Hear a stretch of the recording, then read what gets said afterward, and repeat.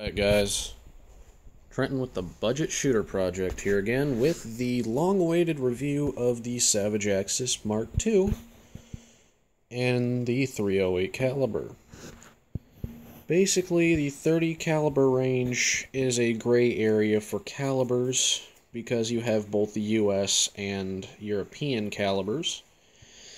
There is a video by Iraq veteran 8888 that goes into it, but even he won't touch into the European stuff much.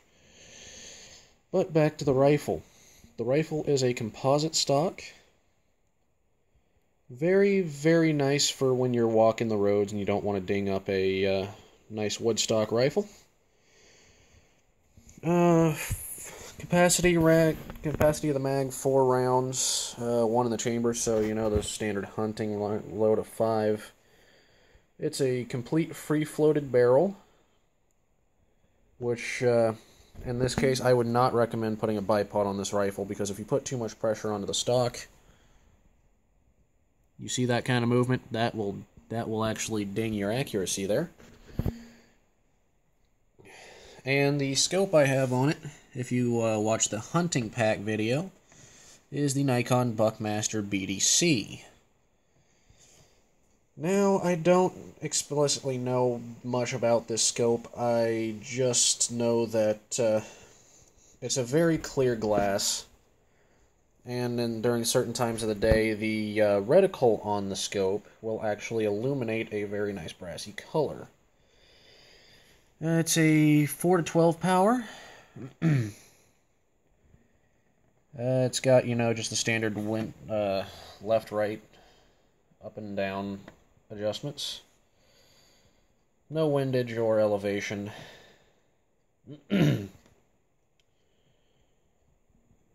got the 1.5 inch Wolverine rings. Very nice little aluminum rings. I think I paid right around $40 for those. The scope I paid $179. Fun story about this. My friend's dad actually bought a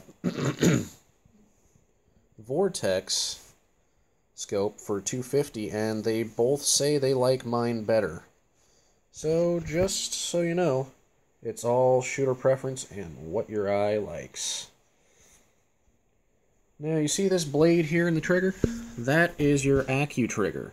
You can adjust your trigger from 5 pounds down to, I believe, 2.5.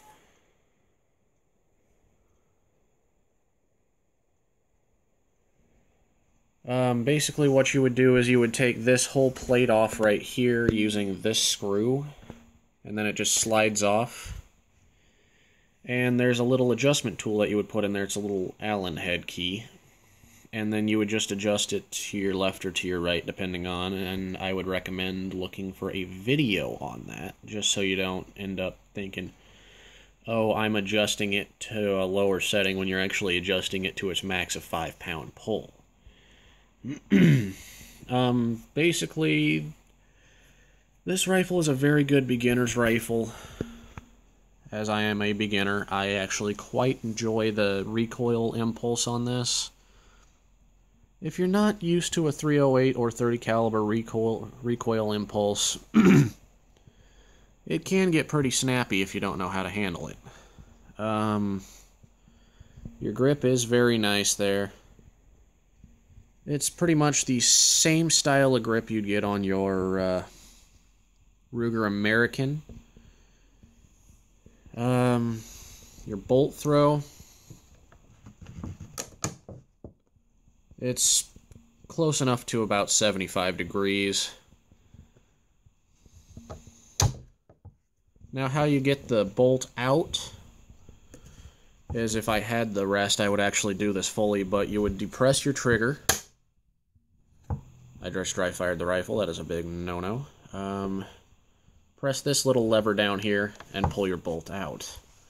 You cannot do one or the other, you have to use the trigger and the little push knob here. Comes with actually a very decent recoil pad there. Your swivel mounts here. Very nice addition. Now, this is a titanium-coated barrel. So it's not going to hold up to, you know, say the rounds a melanite-coated will. The melanite-coated, I believe, stands up to 15 to 3,000 rounds more. If you can correct me on that, please do, and I will, and I'm gladly appreciative of it. Philosophy of use on this gun. Definitely a good hunter's gun. In a pinch, you could use it as a, you know, a long-range home defense gun. Price tag on this. I think I paid right around $450 for the rifle. It came with the nice Weaver scope on it.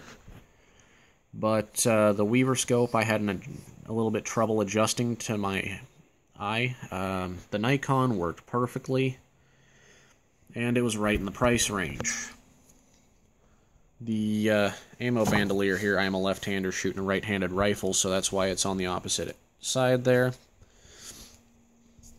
I think I paid right around $13 for this, and the sling, which is not on the rifle right now, is...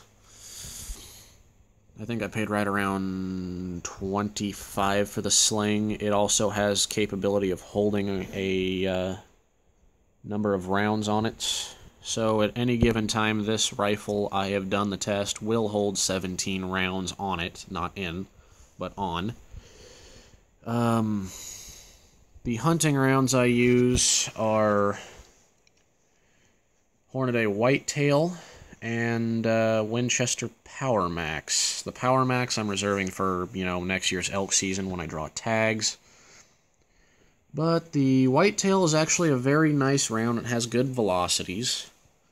I have yet to actually take an animal with this, seeing as my last hunting trip, I did not have a doe tag, or else I would have been able to hold this rifle up and get a game animal.